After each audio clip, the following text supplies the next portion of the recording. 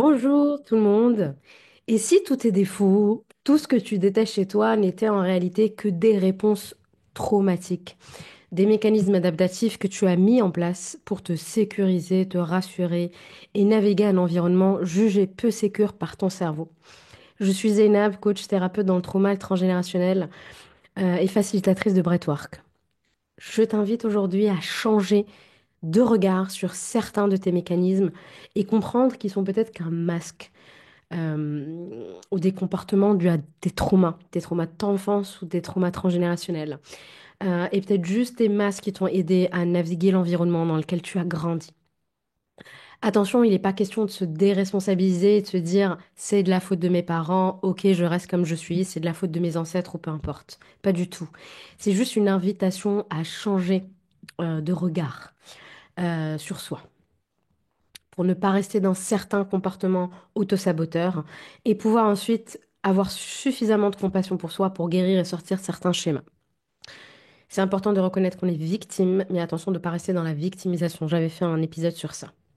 Les traumas de l'enfance ou même traumas transgénérationnels activent des mécanismes de survie qui permettent à l'enfant de s'adapter et de survivre dans un environnement perçu comme menaçant ou insécurisant. Et je dis bien perçu comme menaçant. Son système nerveux n'est pas mature. Donc il y a certaines choses qui pour un adulte pourraient être qualifiées de banales qui ne le sont pas pour un enfant. Un enfant qui se perd dans un supermarché, pour un enfant, il va savoir quoi faire. Il y a son cortex qui va lui dire va ici, ici, ici. Un enfant, ça serait la fin du monde pour lui.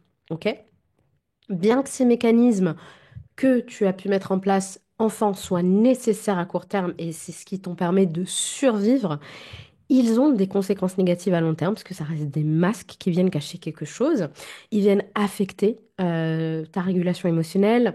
Ils viennent affecter aussi le regard que tu as de toi-même, la perception de toi-même, la perception de l'autre, de ton environnement intérieur, mais aussi de ton environnement extérieur.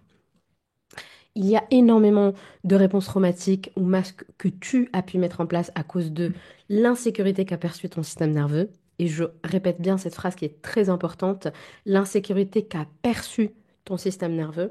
Mais je vais t'en dire celles, voilà, les principales pour moi et celles que je rencontre très souvent en clientèle. Si tu te retrouves dans ces masques-là et que tu as besoin d'aller travailler tes traumas d'enfance ou transgénérationnels, je t'invite à voir mon site internet. Tu verras comment je peux t'accompagner en one-to-one, soit via la formule Boost en one-shot, soit via un accompagnement de 6 mois, Rise Like a Phoenix. Premier masque, la minimisation ou bien le déni. L'enfant minimise ou nie la gravité du trauma pour mieux le supporter.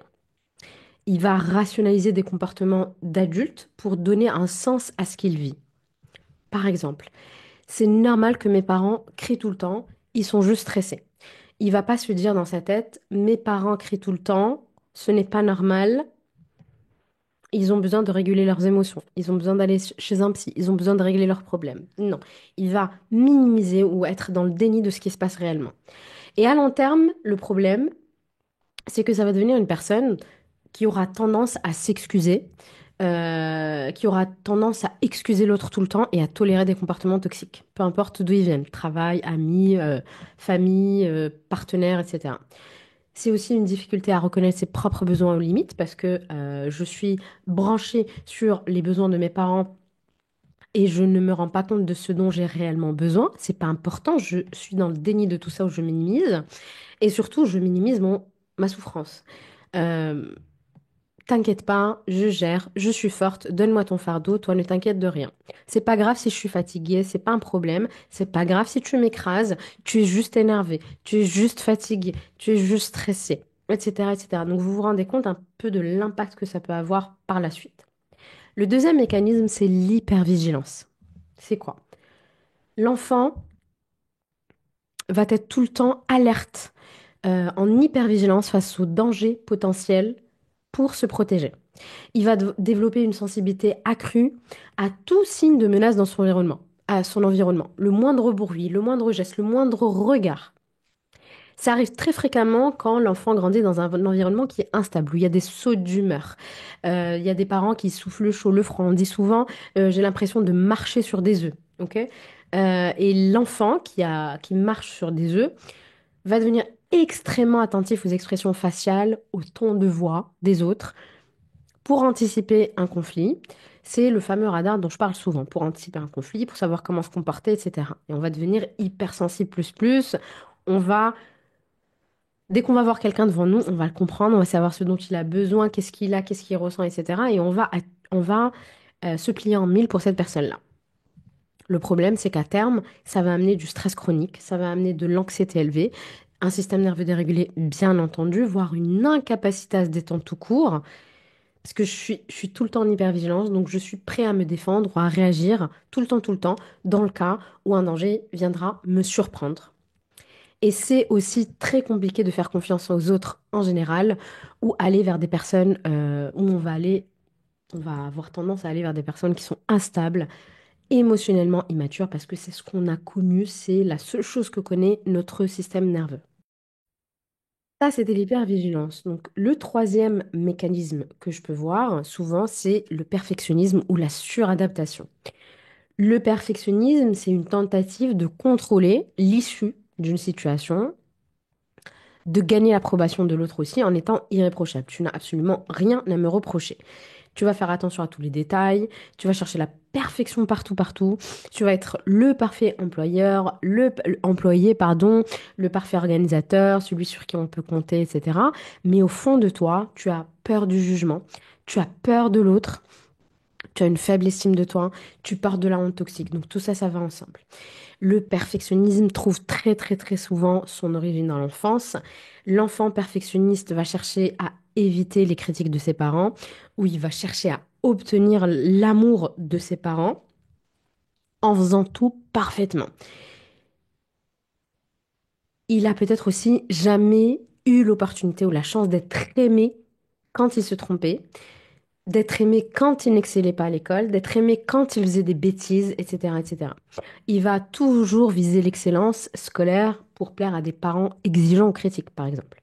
Sauf qu'à long terme, ça va développer du stress chronique, un risque d'épuisement émotionnel, un risque de burn-out, une incapacité à accepter les erreurs, même les plus petites, les plus mineures, ça va devenir insupportable, ça va générer de la frustration, ça va générer de la procrastination, de l'insatisfaction, de la critique envers soi, de l'auto-sabotage. Il va être très difficile, voire impossible d'apprécier ses propres succès, même tout petit. Il faut que ça soit quelque chose de très très grand. Et encore, combien j'ai de clients qui font des choses extraordinaires et qui considèrent ça comme étant vraiment pas assez. Il y a aussi une perte d'identité personnelle parce que les besoins des autres passent avant les siens. Ça, c'est le perfectionnisme. Quatrièmement, l'hyper-contrôle. Ça, c'est très très fréquent dans ma clientèle aussi. En général, les masques, ils vont ensemble. Donc, si tu es dans le contrôle, peut-être que tu es aussi perfectionniste et ainsi de suite. Ok? Ça peut aller ensemble.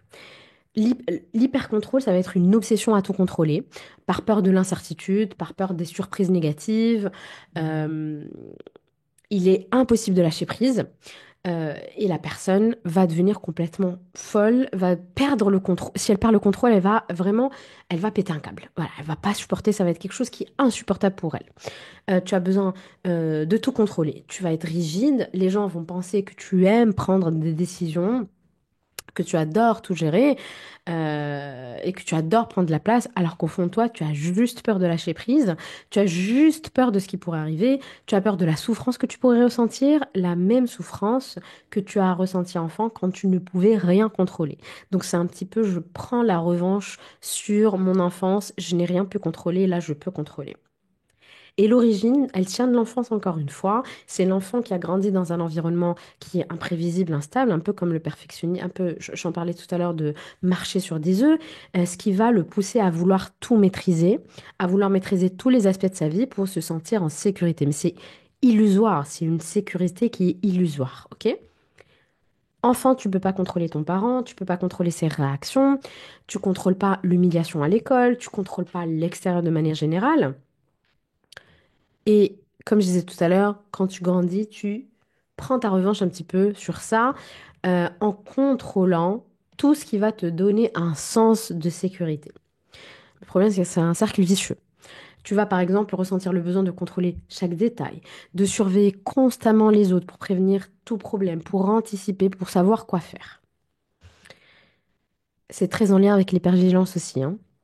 Le problème, c'est qu'à long terme, t'imagines bien le problème, c'est que les relations peuvent être tendues avec les autres parce que tu peux avoir tu peux avoir une, les gens peuvent avoir l'impression que tu es autoritaire, que tu es rigide. Il peut y avoir un épuisement aussi parce que c'est impossible de tout contrôler. C'est épuisant de vouloir tout contrôler. On est tout le temps contracté comme ça. C'est épuisant. On peut avoir des tensions physiques d'ailleurs. C'est très difficile d'accepter le libre arbitre de l'autre aussi. Donc, tu as du mal avec le non de l'autre, par exemple. Tu as du mal quand l'autre ne te met pas des limites. T'as des difficultés aussi à être souple face aux événements de la vie de manière générale. Tu manques de souplesse, tu manques de fluidité. Bien sûr, ton système nerveux, il n'est pas régulé parce qu'il est aussi rigide que toi. Donc, tu es tout le temps comme ça en contraction. Cinquième mécanisme que je vois souvent, c'est l'humour, c'est la distraction. Faire le clown n'est pas forcément un mécanisme traumatique, ça peut être juste un trait de ta personnalité, mais ça peut être aussi un mécanisme traumatique. L'enfant va utiliser l'humour ou la légèreté pour détourner l'attention de la douleur, de ce qu'il ressent, ou bien pour désamorcer des situations tendues, par exemple. Il va faire des blagues pour apaiser une dispute familiale. Il va utiliser l'humour pour baisser la souffrance, pour se rendre visible. C'est la seule fois que les gens le remarquent, que les gens lui sourient, que les gens applaudissent. Le problème, c'est qu'à long terme, bah, t'arrives pas à être authentique. T'es un clown. Tu fais rire les autres à tes dépens, aux dépens de ton propre bonheur. Tu as tendance à masquer ta douleur aussi derrière une façade joviale. Tout va bien, je vais très bien, etc. Mais les gens, ils savent pas en fait ce que tu ressens. Et tu n'arrives pas à être authentique de manière générale, ni à exprimer tes émotions de manière authentique. Ok. Tu te caches derrière ce masque du clown. Sixièmement, le procrastinateur. Pour les autres, tu es juste incapable, tu penses que tu es nul, tu es un flemmard, mais au fond de toi, tu es juste bloqué dans un état de figement, dans un état de survie, et depuis probablement très très très longtemps, sans doute l'enfance. C'est une réponse, la procrastination, j'en ferai un épisode à part entière, c'est une réponse à la peur de l'échec, à l'anxiété liée aux attentes élevées euh, de l'autre ou tes propres attentes d'ailleurs ainsi, et aussi, et ça peut être aussi euh, la difficulté, voire l'incapacité de me tromper. Donc je procrastine, comme ça je fais pas, et si je fais pas, ben, je suis sûre de pas me tromper. Je suis sûre de pas être jugée. Ok? Et je suis sûre de pas conforter mon cerveau sur le fait que je suis nulle, un bon à rien et peu importe. Peu importe le discours intérieur qui se passe. Ok? On va reporter toutes les tâches pour éviter le stress qu'elles génèrent, pour éviter les peurs qui se cachent derrière. Peur de l'échec, peur de la réussite, peu importe. Euh, Et on va pas faire comme ça, au moins c'est sûr que c'est pas parfait. Le procrastinateur peut être un excellent contrôlateur, un excellent perfectionniste. Ça vient de l'enfance encore une fois, et c'est l'enfant qui peut associer les responsabilités à une pression excessive, à des critiques, l'enfant qui a été parentifié par exemple, et en fait petit à petit il va développer des mécanismes d'évitement, dont la procrastination. On va tout le temps reporter les échéances qui sont importantes ou éviter des prises de décision qui sont difficiles. Le problème, c'est que c'est un cercle vicieux. On n'arrive à rien faire. La honte, elle devient chronique à ce moment-là.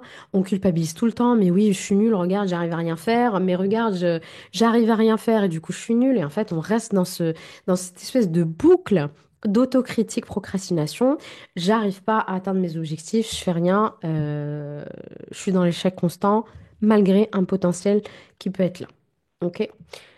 En parlant de ne pas réussir malgré un potentiel, on a l'auto-sabotage, ça aussi très fréquent, ça aussi vient de l'enfance.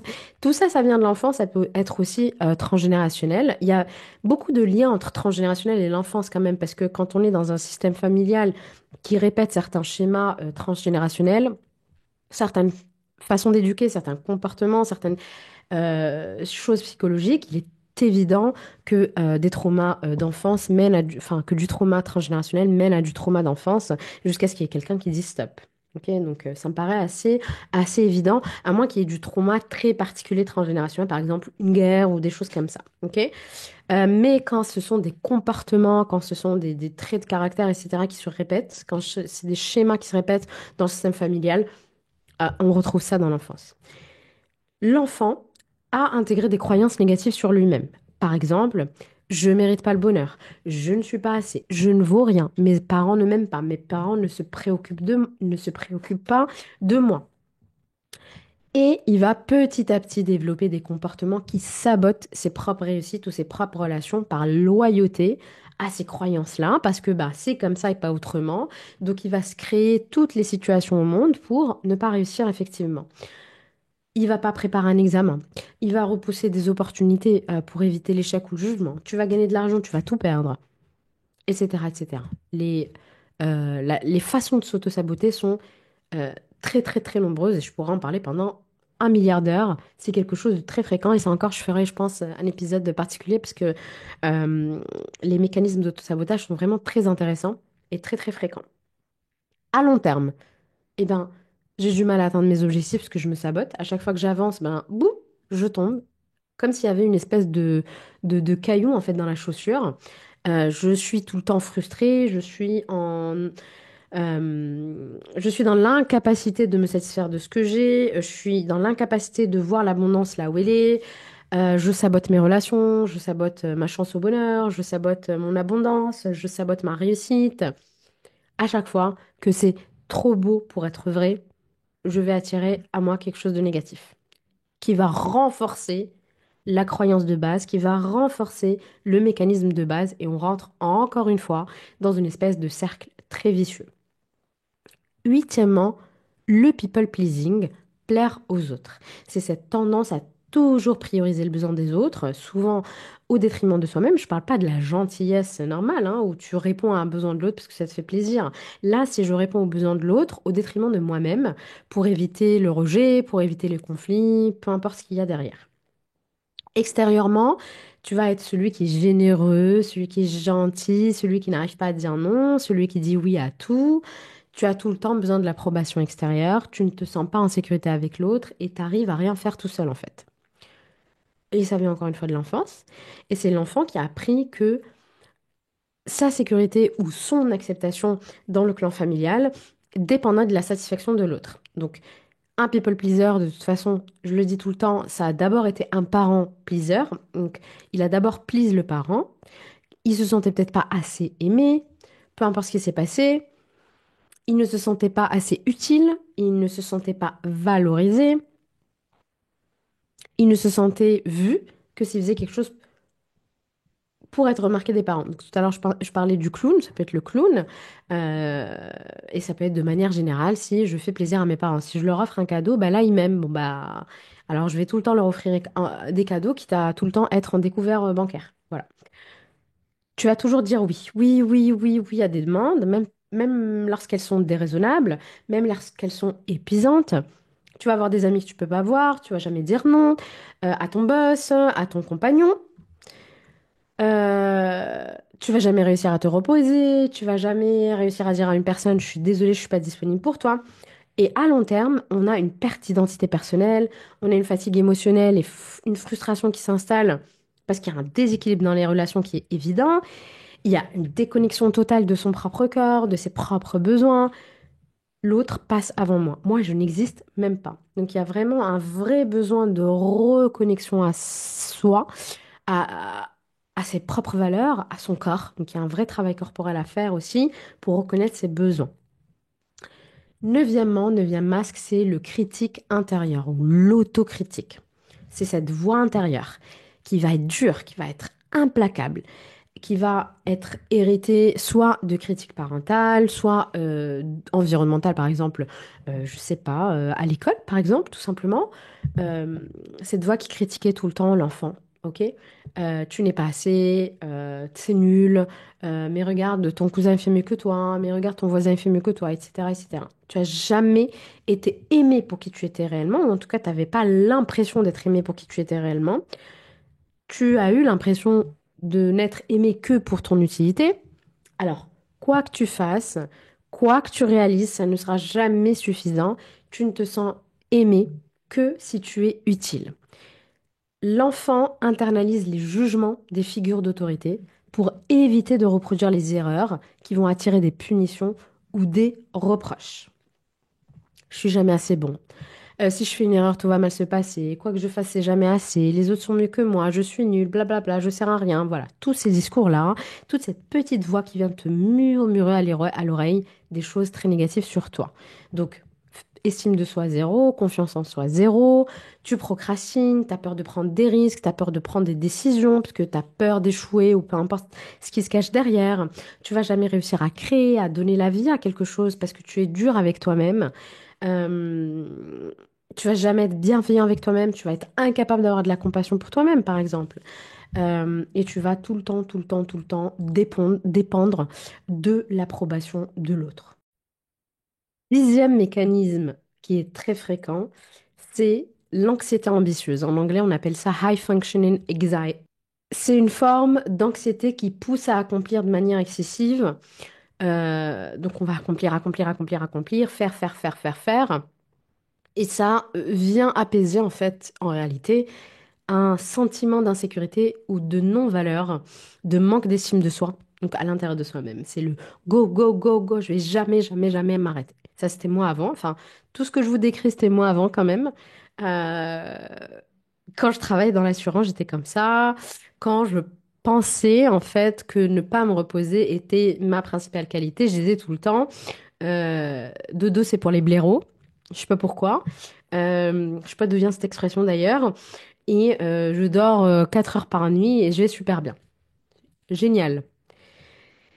Dans l'anxiété ambitieuse, tu es super motivé, tu fais attention aux détails, tu es plein d'ambition, tu vas jongler avec 1 milliard de projets à la fois. Mais au fond de toi, tu remplis juste un vide, tu vas cacher des émotions qui te submergent et tu t'occupes pour pas ressentir. Ça vient de l'enfance encore une fois, sans blague. L'enfant peut croire qu'il doit constamment prouver sa valeur en atteignant des objectifs élevés. Et petit à petit, il va se fixer des objectifs qui sont impossibles. Il va les élever, les élever, les élever. Ça devient absolument impossible. Une carrière absolument parfaite. Donc, il sera jamais satisfait de sa carrière. Il faudra toujours avoir plus, plus, plus, plus. Il devra toujours être le meilleur dans tout, etc., etc.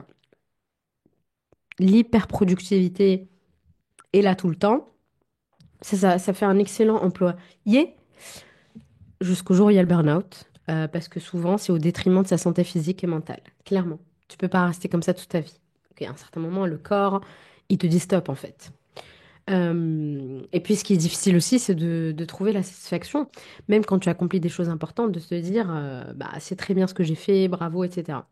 Le burn-out, souvent, c'est ce qui attend cette personne qui est dans ce mode de fonctionnement-là. Le système nerveux il est complètement dérégulé, les tensions physiques, intestin irritable, etc., etc. Il peut y avoir plein de signaux physiques.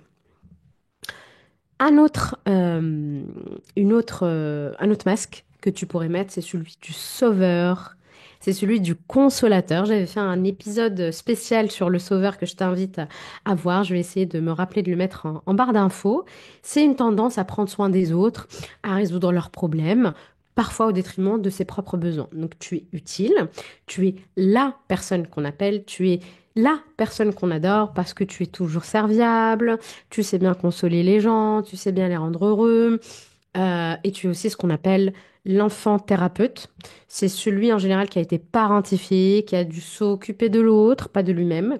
Je t'invite à regarder l'épisode sur la parentification qui, je pense, est vraiment très intéressant et va sûrement te parler si le syndrome du sauveur te parle.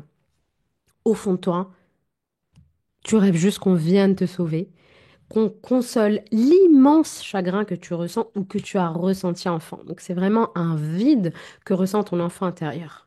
Parce que enfant, tu as peut-être appris que ta valeur dépendait de ta capacité à réparer les situations ou à soutenir les autres. Tu as pu jouer par exemple le rôle de médiateur dans la famille, une famille qui est dysfonctionnelle ou toxique, ou bien tu as pris soin d'un enfant, d'un parent en difficulté, par exemple. Tu as été parentifié. Voilà, si je dois résumer, tu as souvent été parentifié. À long terme, qu'est-ce que ça fait? Ben, des relations déséquilibrées, puisque l'individu, il donne, il donne, il donne, mais il reçoit rien. Il se rend même pas compte. Ou bien il se rend compte, mais voilà, c'est sa façon de faire, c'est son mécanisme. Il y a de l'épuisement émotionnel aussi, il y a un sentiment de vide. Euh, j'ai pas besoin, j'aide l'autre de manière complètement altruiste, mais au fond de moi, j'aimerais que l'autre vienne m'aider sans que je n'ai même à lui dire, parce que je ne peux pas exprimer mes besoins. Voilà, c'est un mécanisme qui est voilà, l'inconscient, il nous fait faire des choses assez formidables. C'est assez incroyable. Bien sûr, tu n'arrives pas à recevoir, que ce soit des compliments, de l'abondance, de l'amour, peu importe, de l'aide. Euh, Tu es incapable aussi de reconnaître ou d'exprimer tes propres besoins émotionnels. Et puis, tu peux avoir tendance à l'évitement ou à l'éloignement émotionnel dans les relations. Douzièmement, douzième masque, c'est la dépendance à l'approbation de l'autre, donc à l'approbation extérieure. L'enfant, il va chercher tout le temps à obtenir l'approbation, la validation des autres pour se sentir en sécurité, pour se sentir accepté. Il n'a jamais eu l'espace pour dire ce qu'il pense, il n'a jamais eu l'espace pour s'exprimer, pour ressentir qu'il est aimé, qu'il est approuvé. Il va tout faire pour plaire à son parent, à son enseignant, à ses camarades, à son amoureux, etc., etc. Il négligera ses propres désirs, il va être très influençable. À long terme, les relations sont complètement déséquilibrées, elles sont basées sur le besoin de reconnaissance, il y a une perte d'identité personnelle, il y a une perte de confiance en soi, on ne sait pas, la personne, elle ne sait pas ce qu'elle veut, elle ne sait pas ce dont elle a besoin, elle est incapable de faire des choix, elle est incapable de prendre des décisions, elle est incapable de mettre des limites, elle est influençable plus. Euh, voilà. Il faut que quelqu'un lui dise quoi faire, quoi dire, quoi penser, sinon elle en est vraiment incapable, vraiment comme un petit enfant. Incapable de se remettre en question, déconnectée d'elle-même, désalignement, et ça crée un milliard de problèmes par la suite. T'imagines bien ce genre de ce genre de personne qui devient parent, qui lui-même est... Un enfant dépend de ton approbation à toi parce que c'est un enfant. Imagine si toi-même adulte, tu dépends de l'autre. Donc voilà, c'est un sacré bazar. Treizième masque, l'hyper-indépendance. L'enfant, il a appris qu'il ne peut pas compter sur les autres. Il va développer une autonomie excessive pour éviter toute forme de dépendance. L'enfant parentifié par excellence, l'enfant qui n'a pas eu l'espace pour être un enfant tout simplement. Donc il va refuser de demander de l'aide, même dans des situations très difficiles. Il va même penser que c'est une faiblesse. Ok, demander de l'aide, être vulnérable, c'est pour les faibles. Il va s'isoler émotionnellement et psychologiquement, il va s'épuiser, parce que bah, on est des êtres humains faillibles, on a tous besoin d'aide à un certain moment. Il va avoir une incapacité à déléguer, il va avoir une incapacité à faire confiance au sein du travail, dans les relations même intimes. Il va avoir trop de charges, il va jamais écouter son corps, il va s'isoler dans ce mécanisme-là, il y aura du burn-out, des tensions physiques aussi, il va être là tout le temps pour les autres, sans que les autres soient là pour lui. Donc il n'y a absolument pas de réciprocité. Donc il y a quelque chose qui ne va pas. On ne peut pas vivre sa vie sans réciprocité. Et enfin, quatorzième masque. Je pourrais faire un épisode de plusieurs heures sur les masques tellement il y en a. La 14, c'est déjà pas mal, c'est ce que je vois vraiment fréquemment et souvent ils sont liés ensemble. Le dernier masque, c'est la quête incessante de distraction. L'enfant va utiliser des activités ou des pensées constantes pour éviter de faire face à des émotions qui sont difficiles pour lui, pour éviter de faire face à de la souffrance qu'il est en train de vivre. Il va inhiber ses émotions, ses ressentis, sa souffrance, etc., etc. Il va constamment être occupé via le jeu, la télé, le travail, etc., pour pas penser à ses souffrances. À long terme, tu te doutes bien que cet enfant-là a des gros risques de développer des addictions au travail, des addictions à des substances, à de la technologie, peu importe l'addiction. Il va avoir des difficultés à s'arrêter, à se reconnecter à ses propres émotions, et il va y avoir une grosse répression émotionnelle, puisque le corps finira par parler, car ce qui a été réprimé s'exprimera. Ces mécanismes sont des stratégies d'adaptation. Donc je le répète encore une fois, elles étaient très très importantes. Elles ont été développées par l'enfant pour survivre dans un environnement qui a été perçu comme menaçant, insécurisant, pas aimant, etc. Ils remplissent une fonction qui est protectrice à court terme et qui est nécessaire. C'est vraiment des mécanismes de survie, mais ils deviennent ensuite des schémas dysfonctionnels à l'âge adulte. ça limite la liberté émotionnelle, ça limite la liberté relationnelle, ça déconnecte la personne de ses propres besoins, de son propre corps, de son authenticité de manière générale, et t'as pas envie de ça. Ces mécanismes ont besoin d'être transformés. Donc, si tu te reconnais dans ces mécanismes, s'il y a des traumas d'enfance, que tu as envie de one-to-one, je te recommande le programme de 6 mois Rise Like a Phoenix. Je prends 1 à 2 personnes par mois. Et si tu veux le faire en autonomie, je te conseille mon programme sur l'enfant intérieur. On ne parle pas des mécanismes exactement, on va aller plus travailler l'enfant intérieur de manière générale. Premièrement, il y a besoin de reconnaître, d'identifier ces schémas comme des réponses à des traumas d'enfance, ok? C'est pas un trait de caractère, je suis pas... ça peut être des traits de caractère de la famille, hein, ça peut être un héritage de ta famille, bien sûr, euh, mais n'empêche que ce sont des réponses traumatiques, ce sont des mécanismes que tu as mis en place enfant pour te sauver, pour survivre à ton environnement, parce que c'est la seule chose que tu connais ou que tu as vécu. Il y a plusieurs approches possibles ensuite en thérapie. Tu choisis la manière qui te convient le plus. Nous, on peut voir ça en one-to-one, en coaching one-to-one. Troisièmement, l'autocompassion, tout le temps, je parle tout le temps de l'autocompassion. Remplacer le critique intérieur par une voix bienveillante et encourager des comportements qui sont alignés avec tes propres besoins.